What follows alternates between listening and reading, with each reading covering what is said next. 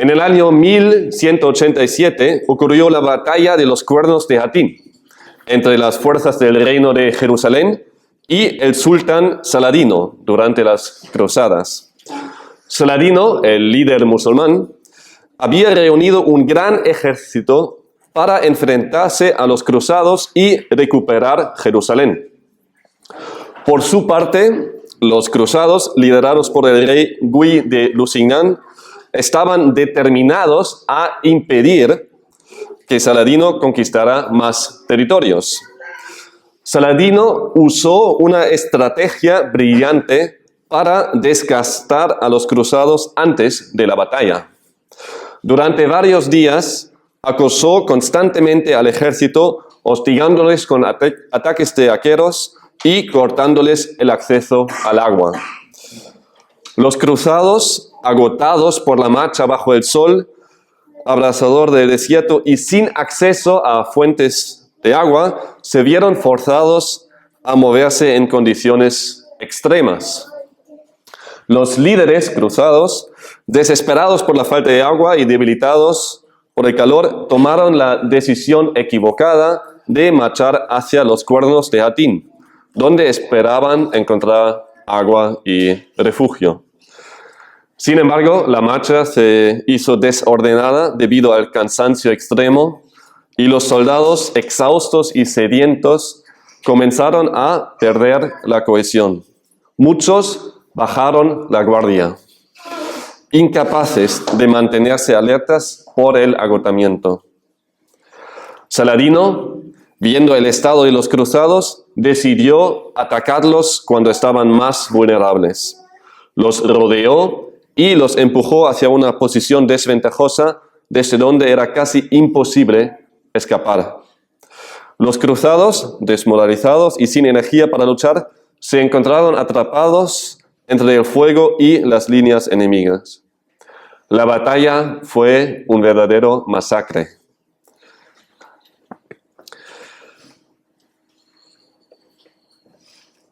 Muchos murieron en el campo, y los que sobrevivieron fueron capturados, incluido el rey de Lusignan.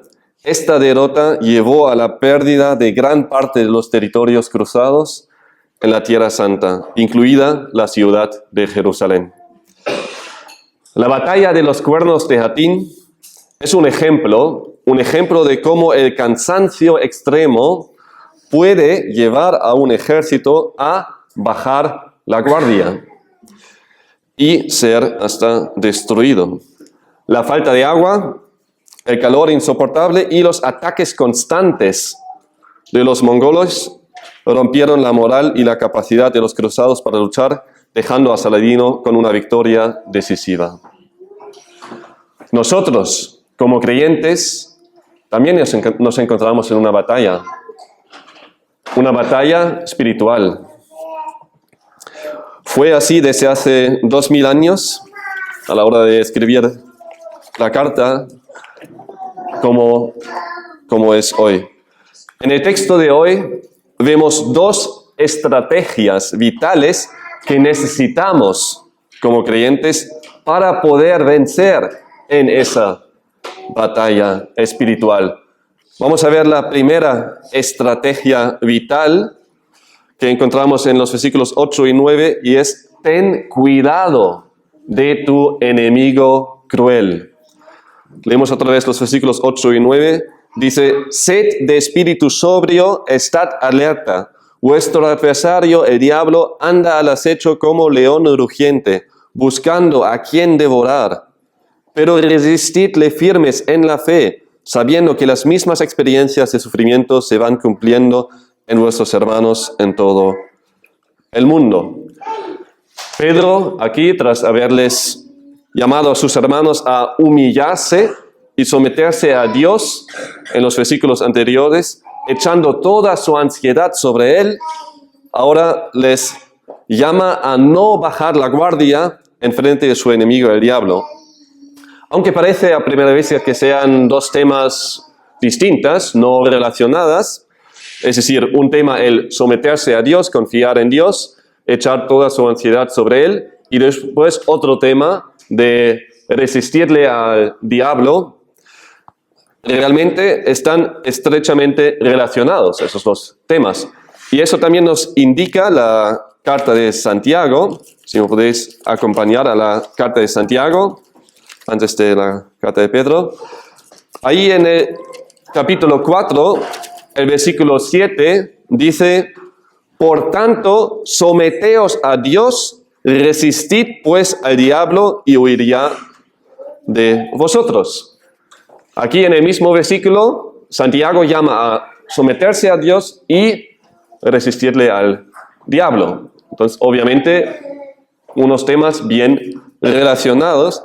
Igual como en el texto nuestro, sigue el mismo orden: someterse a Dios y resistir al diablo. Y bueno, ya por definición, el someterse a Dios implica resistir al diablo, porque Dios es su nuevo Señor, y si se someten a su nuevo Señor, implica resistir al Señor antiguo, ¿no? Y Santiago mismo lo deja claro en los versículos precedentes. En el versículo 4 del mismo capítulo 4, dice: oh almas adúlteras, ¿no sabéis que la amistad del mundo es enemistad hacia Dios? Por tanto, el que quiere ser amigo del mundo se constituye enemigo de Dios. Someterse a Dios, ser su amigo y buscando hacer su voluntad, es contrario a hacer lo que le agrada al diablo y ser amigo del mundo. Los dos lados se oponen. No hay zona gris. Igual como en la guerra o la sala del tribunal, hay dos partidos que se oponen. Y uno no puede ser amigo de ambos, como se ve en algunos juegos de fútbol, partidos de fútbol, cuando un jugador se retira y juega una mitad para un equipo y la otra mitad para el otro equipo. La guerra así no funciona. No puedes pelear por un lado y después de un tiempo, vale, ahora voy a pelear por el otro lado. No. Y así igual es con Dios y Satanás. Por un lado tenemos a Dios y su iglesia, y por otro lado al diablo y su mundo. A la vez hay otra conexión entre someterse a Dios y resistir al diablo, porque solo el que se somete a Dios, el que realmente pone su confianza en Él, es quien puede resistirle al diablo. El que no se somete a Dios no puede resistir al diablo. Por nosotros mismos, desde nuestra propia fuerza, es imposible. Antes de poder resistirle al diablo, uno tiene que someterse a Dios. Así que, aunque ya pasó un tiempo desde que vimos el texto anterior, no nos olvidemos del llamamiento que vimos ahí, ¿no? Del llamado. El llamado de someternos, de humillarnos bajo la poderosa mano de Dios, echando toda nuestra ansiedad sobre Él, porque Él cuida de nosotros, incluso en medio de los ataques de Satanás. Aquí, en el versículo 8, el apóstol Pedro continúa diciendo: sed de espíritu sobrio, estad alertas. Ese llamado del apóstol a sus hermanos no aparece aquí por primera vez en esta carta. De hecho, usó la mismísima palabra, traducida aquí como sobrio, en 2 versículos más. En el primer capítulo, en el versículo 13, dijo: por tanto, ceñid vuestro entendimiento para la acción, sed sobrios en espíritu. Poned vuestra esperanza completamente en la gracia que se os traerá en la revelación de Jesucristo. Y en el capítulo 4, el versículo 7, dice: mas el fin de todas las cosas se acerca, sed pues prudentes y de espíritu sobrio para la oración. Con llamarles un total de 3 veces a lo largo de la carta a ser de espíritu sobrio, subraya y destaca la importancia de esa necesidad. Pero ¿qué es lo que realmente significa? Con sed de espíritu sobrio, Pedro les llama a que tengan la mente, los sentimientos y los sentidos bajo control. A no dejarse guiar por circunstancias, emociones o otras cosas. Pedro era bien consciente del peligro que corrían sus hermanos y hermanas. Por eso les advierte constantemente de la necesidad de ser de espíritu sobrio en medio de sus desafíos. Y hermanos, es difícil ser de espíritu sobrio cuando nos encontramos en desafíos, ¿no? Vemos eso, nuestras necesidades, los desafíos, y nos cuesta pensar en otra cosa. Y ser sobrio de espíritu, no dejarse guiar por las emociones, por las circunstancias, en medio de un desafío que realmente te desafía, te reta, te cuesta, no es fácil. Pero solo cuando somos sobrios de espíritu podemos tener pensamientos claros y seguir a esos pensamientos basados en la palabra desde un espíritu sobrio. Y Pedro refuerza ese llamado añadiendo el imperativo estad alerta. Ese llamado suena aún más al de un general a su ejército, con llamarles a ser sobrios de espíritu y estar alerta, les llama a que sean fuertes, calmados, prudentes y listos para la acción. No deben ser histéricos y presa del pánico en respuesta a las circunstancias desafiantes, sino sobrios y alertas. Les anima a sus hermanos de la misma manera como un general anima al ejército cansado de la batalla. Les anima a no bajar la guardia, a no rendirse, a seguir luchando, a ser sobrios de espíritu y alertas. El término aquí también, el término para estar alerta, se puede traducir como velad o estad vigilante o permaneced despierto. Y aunque igual a veces no estemos conscientes de ello, pero como cristianos estamos atacados por fuerzas espirituales, por lo cual necesitamos ser de espíritu sobrio y estar alerta. Y Pedro mismo, junto con los demás discípulos, fue llamado por Jesús a ello, a estar alerta. En Mateo 26, 41, el Señor les dijo: velad y orad para que no entréis en tentación. El espíritu está dispuesto, pero la carne es débil. Necesitamos ser llamados a ser sobrios de espíritu y estar alerta. Porque aparte de nuestra carne débil, como cristianos tenemos además un enemigo fuerte, un adversario peligroso. Así que, ¿por qué hace falta ser de espíritu sobrio y estar alerta? Porque vuestro adversario, el diablo, anda al acecho como león rugiente buscando a quien devorar. Ten cuidado porque hay un león ahí fuera. Pedro aquí introduce al enemigo, del cual tenemos que tener mucho cuidado. Lo que llama la atención es que usa aquí el pronombre vuestro. A la hora de referirse al adversario no habla, mira, está ahí el diablo. Y dice, no, vuestro adversario, el diablo. Y así subraya que se trata de su enemigo personal. No es el enemigo del mundo, de los que no pertenecen al pueblo de Dios. De ellos el diablo es su amigo, o como Jesús mismo lo dijo, su padre. Pero en relación a Dios y su pueblo, su iglesia, el diablo es su enemigo. Es enemigo de Dios mismo y también de cada hijo suyo, de cada hijo de Dios. Él es el enemigo cruel e implacable de la iglesia.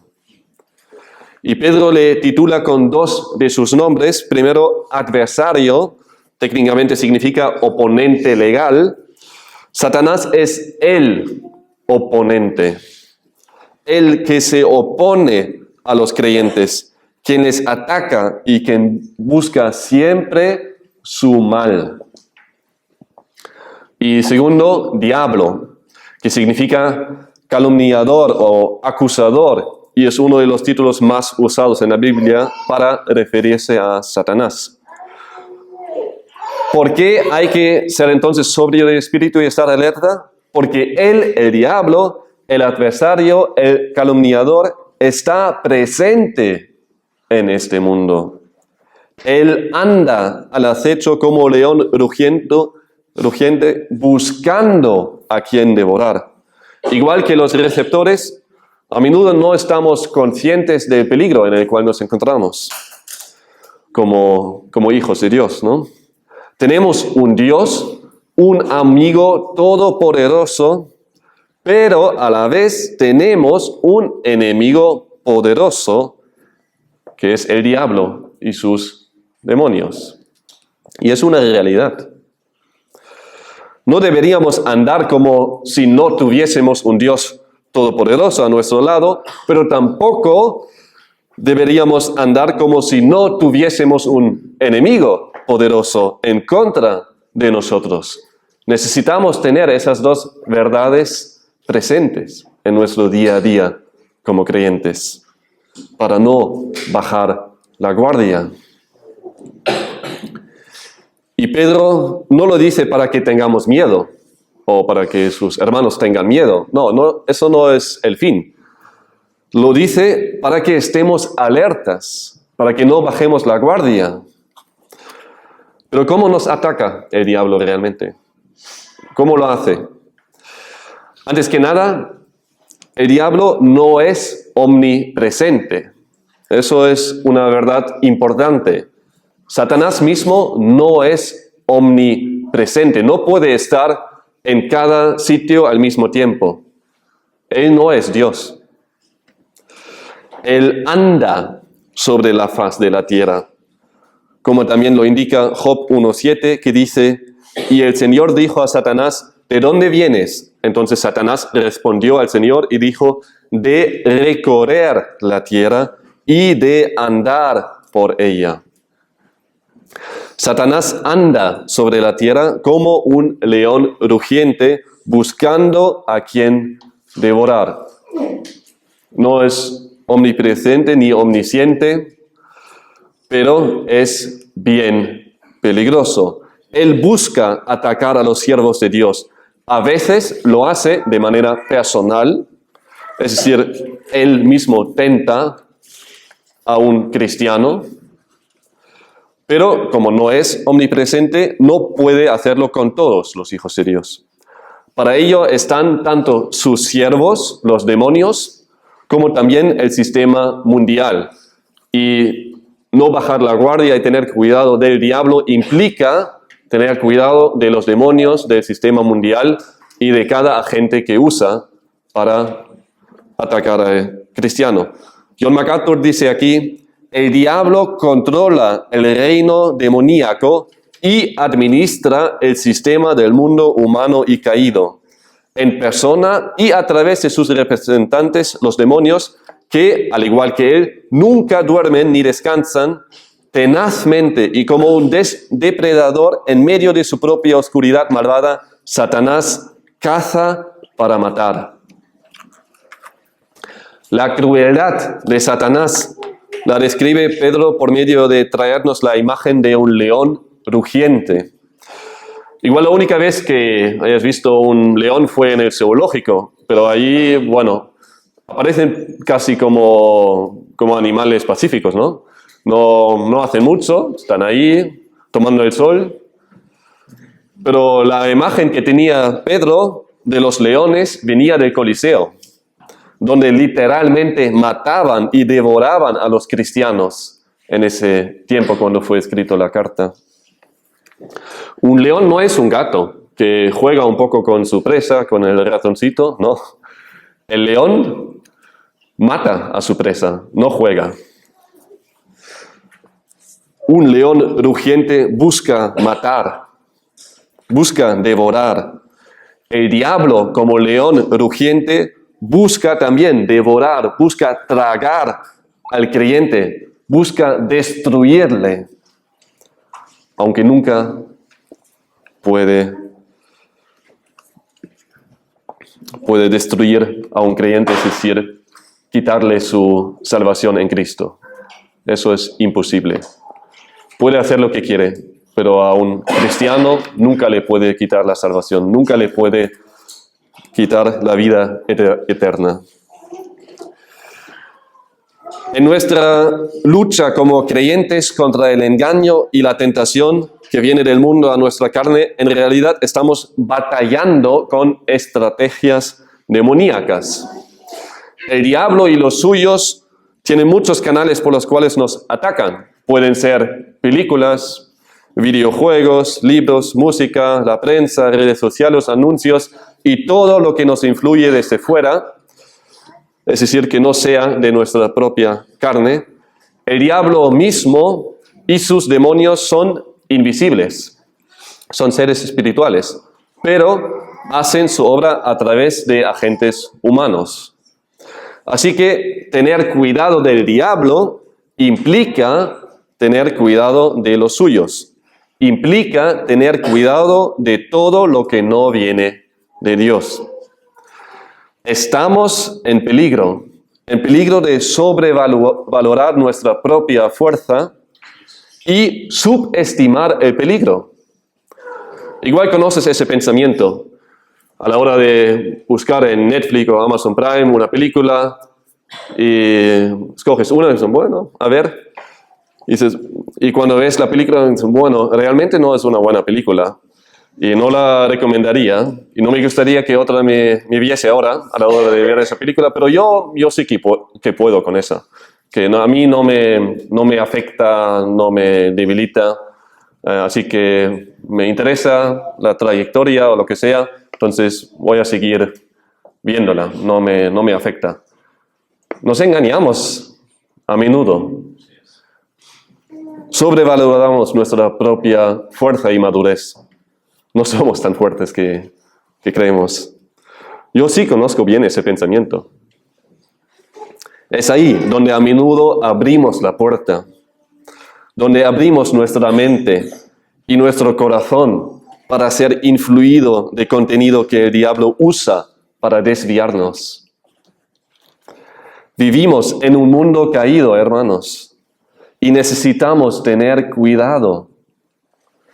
Vivimos como ovejas entre lobos, que son guiados por un león rugiente y cruel que busca devorar. Pero eso no significa que no hay remedio. No significa que no nos queda otra que dejarnos devorar. No, para nada. ¿Y por qué? Porque tenemos un pastor todopoderoso. Somos ovejas, sí, somos débiles, pero nuestro pastor no, Él es fuerte.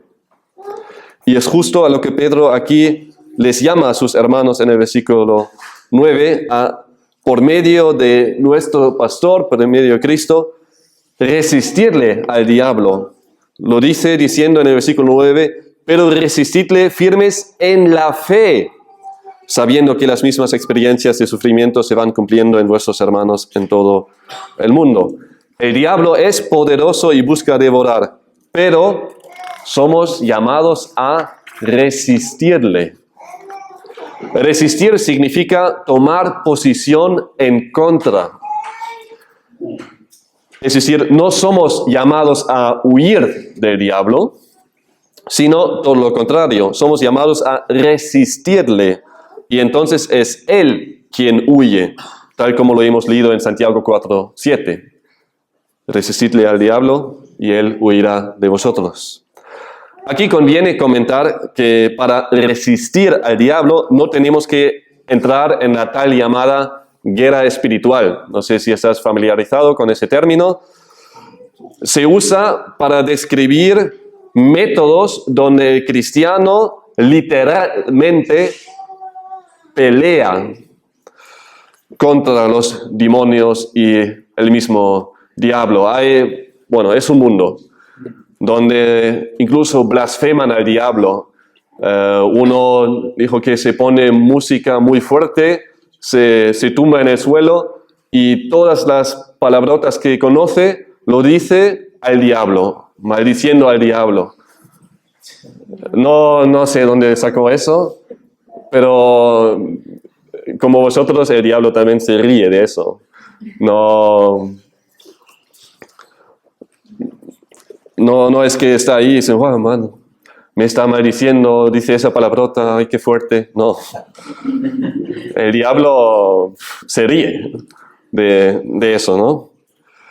Hay muchos libros y cursos que se ofrecen para prepararte como un guerrero en contra de Satanás. Os leo ahora la autodescripción de uno de esos libros más vendidos en Amazon, de ese tema. Y la autodescripción de ese libro dice: a través de este libro, tú vas a aprender cómo ser investido de poder para que puedas resistir los ataques del diablo, conquistar hábitos y pecados que se encuentran aferrados a tu vida, poder conquistar tus tentaciones, orar y poder ver que los milagros se realicen, y liberar a otros de sus ataduras demoníacas. Date cuenta que Jesús echó fuera demonios y tú puedes hacer lo mismo. Hoy es el día para que tú derrotes al diablo y puedas vivir una vida llena de poder y de victoria. Bueno, leyendo eso, muchos se animan a comprar ese libro. Tienen la Biblia, pero cuando leen eso, mira, hay otro camino donde yo mismo puedo vencer a Satanás. No te explican cómo atar a Satanás y por cuánto tiempo, y si lo puedes hacer por todos a la vez, o no sé, pero hermanos, cuidado, tenemos que tener cuidado. Hay mucho engaño incluso en el mundo cristiano. No somos nunca llamados a derrotar o atar al diablo o los demonios. No somos capaces de hacerlo. Somos llamados a resistirle. Eso es otra cosa. No tiene nada que ver con atarle o destruirle. Así que no hace falta que lo haga Cristo. Si nosotros somos capaces de devorarlo, de atarlo, somos llamados a resistirle, y eso no por medio de aprender unas tácticas o dichos para poderle atar a Satanás o a sus demonios. Nosotros no podemos atar a ningún ser espiritual. El texto aquí nos llama a resistirle y también nos explica cómo. Y es muy sencillo, estando firmes en la fe. No hay que comprar un libro y aprender unas tácticas, simplemente estar firme en la fe. Y el diablo mismo va a huir cuando se encuentra con un cristiano que está firme en la fe. El término firmes también se usa para referirse a cimientos o piedras. Hablando de personas, también se describe así la obstinación o terquedad. Algo que es tan firme que no se mueve fácilmente. Pedro les llama a sus hermanos a estar firmes en la fe en medio de desafíos, como una roca que no se mueve a pesar de las tormentas. Como estaban sufriendo persecuciones y adversidades, el apóstol estaba preocupado por la fe de sus hermanos. Les animaba a mantenerse firmes en la fe, advirtiéndoles del peligro en el cual se encontraban. El diablo no teme a uno que ha aprendido unas tácticas o métodos para atarle a él y los suyos, sino a un hijo de Dios que está arraigado en Cristo, a un seguidor de Cristo que está firme en la fe, a un cristiano que anda en el Espíritu. Él teme a la hermana anciana, débil en su cuerpo, que conoce bien las Escrituras y su Señor y pasa tiempo en oración. Ella sí puede resistir bien al diablo, porque está firme en la fe. ¿Quieres resistirle al diablo? Pues sé firme en la fe. Es un llamado a conocer y creer la sana doctrina de la palabra, a escuchar sermones bíblicas, sermones que están basadas en la palabra, que te explican la palabra, que te ayudan a aprender la palabra de Dios y aplicarla en tu vida. Es un llamado a ser exigentes en distinguir la verdad del error y a estar dispuestos a defender la verdad si te toca.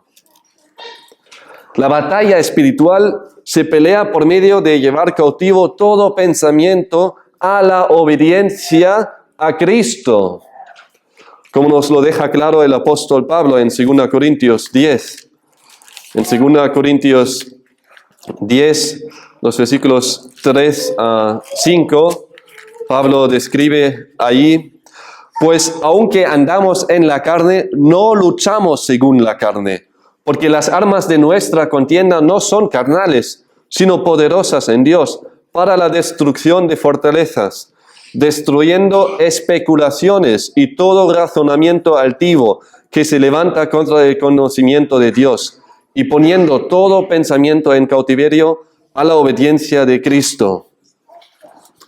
La batalla espiritual pasa en nuestra mente, en nuestro corazón. No se ve. Es ahí donde tenemos que luchar y pelear constantemente, donde no podemos bajar la guardia. Tenemos que proteger a nuestro corazón y nuestra mente. Peleamos con la Biblia en la mano y en la mente y en el corazón en contra de todas las ideologías, ideas, teorías, filosofías y sistemas satánicos. El peligro es real, hermanos. Y a menudo nuestros hijos están mucho más expuestos a ello que nosotros, los padres, dado que en los colegios, institutos y universidades se promueven de una manera muy agresiva todo ese pensamiento antibíblico. Es ahí donde Satanás tiene muchos agentes que comparten sus ideas, ya sea en nombre del feminismo, el LGBTQI, del orgullo, lo que sea. Solo podemos resistirle al diablo y sus ideas estando firmes en las verdades bíblicas, en la fe. El apóstol Pedro les llama aquí a sus hermanos sufrientes a estar firmes en la fe, sabiendo que las mismas experiencias de sufrimiento se van cumpliendo en vuestros hermanos en todo el mundo.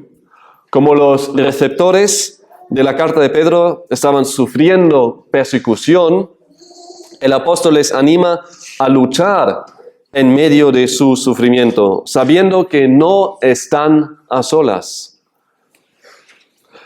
Había muchos más hermanos que estaban sufriendo de igual manera, porque el sufrimiento forma parte de la vida cristiana.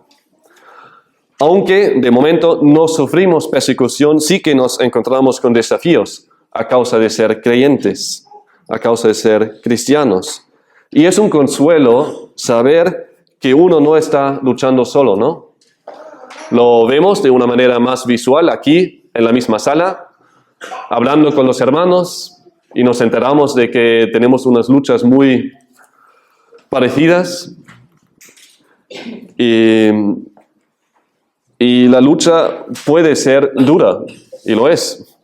Pero tenemos a nuestros hermanos que están luchando de la misma manera como nosotros, y es de ánimo saber y también ayudar el uno al otro, porque estamos en el mismo camino y sufrimos los mismos ataques del mismo enemigo. Y no solo compartimos las mismas luchas y sufrimiento con los de la iglesia, sino con los cristianos en todo el mundo. En el texto de hoy vemos dos estrategias vitales que necesitamos como creyentes para vencer en la batalla espiritual. La primera fue: ten cuidado de tu enemigo cruel. Y la segunda es: ten confianza en tu amigo fiel. Vamos a leer los versículos 10 y 11 para ello.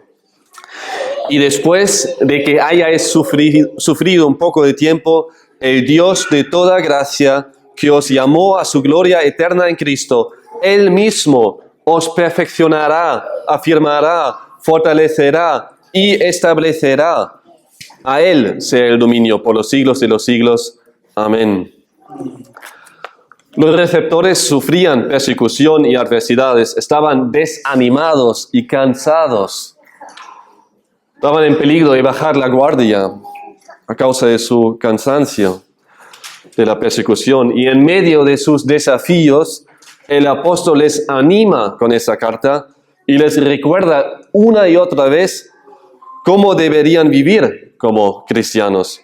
Como podemos ver aquí, el apóstol muestra una vez más la vista que todos necesitamos tener en relación al sufrimiento. Pedro no banaliza el sufrimiento o lo minimiza. El sufrimiento es real y es duro, y lo sabe. Por eso se refiere tan a menudo a su sufrimiento. No está ajeno de los desafíos de los receptores. Pero aunque a veces sí se siente así, no es el fin del mundo, el sufrimiento. El sufrimiento no va a acabar con el creyente, ni tampoco durará más de lo que Dios permite. De hecho, en comparación con lo que nos espera, es solo un poco de tiempo, como dice Pedro aquí. Lo que Pedro hace, no solo aquí, sino en toda la carta, es corregir la vista de los hermanos perseguidos en relación a su sufrimiento. Les anima a no estar enfocado en el sufrimiento en sí, sino más bien en el fin del sufrimiento, es decir, lo que provoca y además en lo que viene después. Les da esperanza en medio del dolor. Les ayuda a tener una vista bíblica en relación a sus padecimientos. Una vista que se basa sobre todo en dos verdades. Y eso lo vemos a lo largo de la carta. La primera verdad, el sufrimiento es algo bueno. Es algo bueno, ¿por qué? Porque Dios lo usa para santificarnos y moldearnos a la imagen de su Hijo. El sufrimiento es algo bueno porque Dios obra por medio del sufrimiento en nuestra santificación y semejanza a Cristo. Y segundo, el sufrimiento es temporal. Después de los padecimientos aquí en la tierra, Dios mismo nos va a glorificar en el cielo por toda una eternidad. Empieza aquí el versículo 10 con decir, y después de que hayáis sufrido un poco de tiempo. Cuando era estudiante, el tiempo en el colegio e instituto se me hizo eterno. Pensaba que nunca voy a salir de ese instituto, ¿no? Sobre todo durante el tiempo de los exámenes, que parecían toda una eternidad. Me parecía mentira cuando mis padres dijeron, bueno, el tiempo del colegio es muy corto. Después, en poco tiempo ya vas a encontrarte como trabajador, ya en la vida laboral. Es muy corto, es nada. Y para mí fueron años, fue toda una eternidad, ¿no? Cuando uno sufre, los días y las semanas se hacen bien largos. Tenemos a menudo la sensación de que nunca saldremos de ello cuando nos encontramos en desafíos, en sufrimiento. Y la misma vista tenían también los receptores.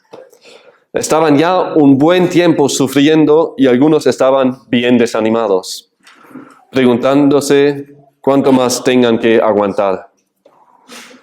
Ya sea los siervos, ya sea la mujer sufriendo en su matrimonio con su cónyuge que no era creyente, que era desobediente a la palabra, o el marido que tenía una mujer no creyente, o simplemente por ser cristiano en ese mundo hostil en el cual se encontraban, sufriendo persecución por sus vecinos y el emperador. Estaban cansados, desanimados.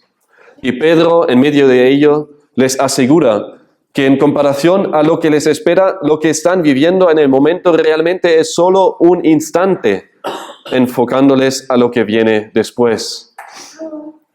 Y no es una esperanza falsa, de la que estamos acostumbrados a escuchar, sobre todo de los que no conocen a Dios, ¿no? No sé si te pasó una vez, pero cuando a mí me pasa algo mal, los conocidos no creyentes se acercan y dicen, mira, después todo va a ser mucho mejor. Vas a ver, te lo prometo. Sé que lo dicen con muy buena intención, pero bueno, ahí no puedo, eso no me trae ninguna esperanza. Son palabras vacías, realmente, porque nadie sabe lo que va a venir después, aquí en esa tierra, ¿no? Sin embargo, como creyentes sabemos lo que nos espera después de esta vida terrenal. Y eso no es una esperanza falsa, sino una esperanza verdadera, que nos alienta y nos anima en medio de los padecimientos terrenales. Y Pedro usa esa perspectiva, ¿no? Esa vista de lo que nos espera, nuestra herencia perfecta. En el primer capítulo habla también de ello, de que vamos a ver a Cristo. Dice, ¿a quién amáis sin haberle visto? Y a lo largo de la carta les anima una y otra vez a estar enfocado en lo que viene después. Y eso nos da fuerza, nos da esperanza. Pedro no les dice aquí a sus hermanos, vais a sufrir un poco más y después vais a disfrutar de una vida tranquila hasta que muráis. No, eso no les puede asegurar. Puede ser que van a acabar en el Coliseo. Y muchos de ellos, sí, acabaron en el Coliseo en ese tiempo. Muchos de los hermanos, devorados por un león rugiente, literalmente. ¿Qué es entonces lo que les sí puede asegurar que trae verdadera esperanza y ánimo en medio del sufrimiento? Que el Dios de toda gracia, que os llamó a su gloria eterna en Cristo, Él mismo os perfeccionará, afirmará, fortalecerá y establecerá. Después de haberles advertido de su enemigo cruel, ahora les enfoca en su amigo fiel. Les llama a poner su esperanza y confianza en el Dios de toda gracia. Dios es el Dios de toda gracia, porque toda dádiva, bendición y cosa que signifique favor o aceptación vienen de Él. Él tiene reservas de gracia para todo hijo suyo y para cada necesidad. Dios es lleno de gracia y amor para con los suyos. Tiene gracia con nosotros aquí y ahora y después por toda una eternidad. Él que os llamó a su gloria eterna en Cristo. Ser cristiano significa haber sido llamado por Dios a la gloria eterna en Cristo. Es una realidad que nos espera a todos los que somos sus hijos. Una verdad que les maravilló a los apóstoles, como también lo podemos ver en Primera de Juan, el capítulo 3, los versículos 2 y 3. Primera de Juan 3, los versículos 2 y 3. Habla de esa misma realidad.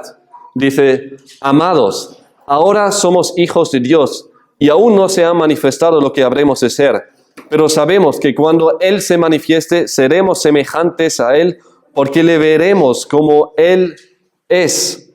Y todo el que tiene esta esperanza puesta en Él, se purifica, así como Él es puro. Muy interesante ver aquí el paralelo, ¿no? A la carta de Pedro, que también llama a la santificación a la vista de lo que nos espera. Y ser santo porque Él es santo. Hermano, hermana, Dios te llamó a su gloria eterna en Cristo. ¿No es algo maravilloso? La gloria que nos espera es ser semejante a nuestro Señor Jesucristo. Y Dios mismo trabaja ya en nosotros para que crezcamos a esa semejanza. Y después podemos disfrutar de toda una eternidad con Él, donde no hay pecado, donde no hay injusticia, donde no hay dolor, no hay sufrimiento, no hay ataques del diablo, sino solo la presencia de Cristo. Eso es lo que nos espera a todos los que somos en Cristo. Sin embargo, también aquí en esa sala hay los que todavía no conocen a Cristo, los que no creen en Él como su Salvador y Señor. Igual creen o afirman creer en Dios, igual dicen que les gusta la Biblia, igual sabes mucho de la Biblia incluso, Pero si Cristo no es tu Salvador y tu Señor, vas a pasar toda una eternidad en el infierno, donde estás ahí al lado de ese león rugiente. No es un lugar agradable para nada. Vas a sufrir, pero ahí ya no hay esperanza. Es un sufrimiento sin salida, sin esperanza, por toda una eternidad, lejos de Dios, lejos de Cristo. Por eso vino Cristo. Cristo vino a esa tierra para vivir una vida perfecta, sin haber pecado ni una sola vez. Y como Cordero de Dios, fue sacrificado en la cruz. Se sacrificó a sí mismo, pagando por nuestros pecados, para que cada uno que crea en Él, que se arrepiente y pone su confianza plenamente en Él, reciba perdón de sus pecados. Cristo pagó por todos nuestros pecados en la cruz, los que confiamos en Él. Pero no se quedó ahí en la cruz. Murió, fue tumbado, pero resucitó, venció el pecado y la muerte. Y por medio de Él podemos tener paz para con Dios. Cristo es el camino a Dios, el único. Él es la verdad y la vida y el camino. Y nadie viene al Padre sino por Él. No hay otro camino. Volviendo al texto, Pedro continúa diciendo aquí que Él mismo os perfeccionará, afirmará, fortalecerá y establecerá. Los 4 verbos que usa aquí conllevan todos la misma idea, es decir, que Dios es el quien nos edifica, mientras que nuestro enemigo cruel busca destruirnos, es nuestro amigo fiel quien nos hace sólidos. Dios mismo perfeccionará al creyente. Él lleva al cristiano a la plenitud. Él nos hace completos, perfectos. Un proceso en el cual nos encontramos y todavía tenemos mucho camino por delante. Pero es Dios mismo que lo hace y que lo logrará. Además, Dios mismo afirmará o consolidará al creyente. Lleva la idea de asegurar bien la colocación de un objeto en su lugar. Dios hace firme al creyente. Asimismo, Dios fortalecerá al creyente. Él equipa al cristiano, le hace robusto y fuerte como un roble. La fuerza del creyente no se encuentra en sí mismo, sino en Dios. Es Él nuestra fuerza. Y por último, Dios mismo establecerá al creyente. Él cimentará. Él pone al cristiano en un lugar firme. El predicador Matthew Henry dice aquí que Dios les otorgará a los suyos una cimentación especial con la que puedan resistir todos los ataques del enemigo de las almas.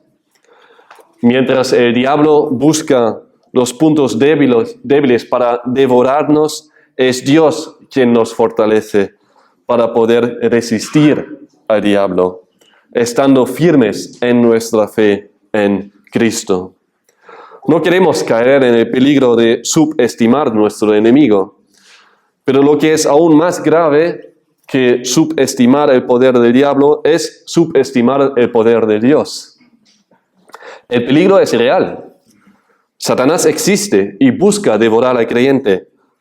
Pero, hay un gran pero. Tenemos un hermano mayor, un amigo fiel que está a favor nuestro y nos fortalece en nuestra fe. ¿Cuál es entonces la manera de poder resistir al diablo? Estar firme en el Señor. Es un llamado, a la vez nos llama a no bajar la guardia, a tener consciente el peligro en el cual nos encontramos, pero nos enfoca más bien en Cristo, en Dios, y estar firmes en Él, y allí ya no tenemos que tener miedo que nos pueda devorar el diablo. ¿Por qué? Porque Cristo. Porque Dios nos perfeccionará, afirmará, fortalecerá y establecerá. Él es nuestro amigo fiel que está a nuestro lado y se ocupa del diablo. Nosotros no, Él se ocupa. Nosotros estamos llamados a estar cerca de Él y así no tenemos que temer al diablo. No hay métodos o tácticas como vencer al diablo. No somos más listos que Él. Él es mucho más listo que nosotros. Pero tenemos un amigo más fuerte que Él. Mientras nos quedamos cerca de nuestro amigo todopoderoso, no hay razón para temerle al diablo. Si no tienes ese amigo, pues entonces sí. Es Dios quien le venció y que nos perfeccionará, afirmará, fortalecerá y establecerá. A Él sea el dominio por los siglos de los siglos. Amén.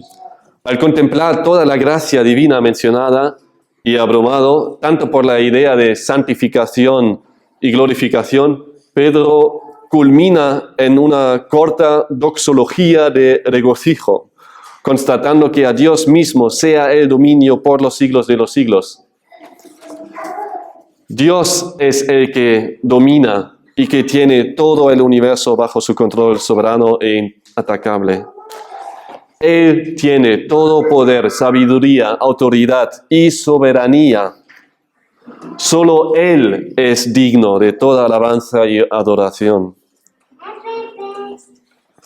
Aquí termina lo que Pedro estaba dictando a Silvano. Entonces, con ese versículo 11 termina en un sentido la carta, pero después, como lo vamos a ver en el siguiente sermón, parece que Pedro mismo tomó la pluma y añadió a esa carta unos versículos para realmente terminar la carta, pero el mensaje que les quería transmitir acaba así, con un enfoque en Dios mismo, una corta doxología de regocijo, diciendo, a Él sea el dominio por los siglos de los siglos. Amén. Entonces es un fin que a pesar de toda persecución, a pesar de todos los desafíos, no nos olvidemos a quien debe toda la gloria y quien tiene toda la soberanía, todo el dominio, todo el poder. Es Dios mismo, un enfoque en Él. Terminamos en oración, adorando al único que tiene todo el dominio y que merece toda honra y adoración. Es Él quien nos sustenta y por medio de quien podemos resistir a los ataques más feroces del enemigo. Hermano, hermana, ten cuidado del enemigo cruel, pero aún más, ten confianza en el amigo fiel. Vamos a orar. Gracias, Señor, gracias por tu palabra que nos advierte, que nos anima, que nos exhorta. Gracias, Señor, por el texto que vimos hoy, donde nos llamas a no bajar la guardia, a no andar como si no tuviésemos ningún enemigo, si no existiese ningún peligro, a no bajar la guardia, sino ser de espíritu sobrio, estar alerta, teniendo consciente en cada momento que hay peligro y que ese peligro que tengamos consciente no nos da miedo, sino más bien que nos lleva a ti, que nos empuje hacia ti, que ese peligro nos anima a acercarnos a ti, porque es solo cerca de ti donde podemos estar tranquilos. Tú eres el Dios Todopoderoso que venció al diablo y es un enemigo vencido.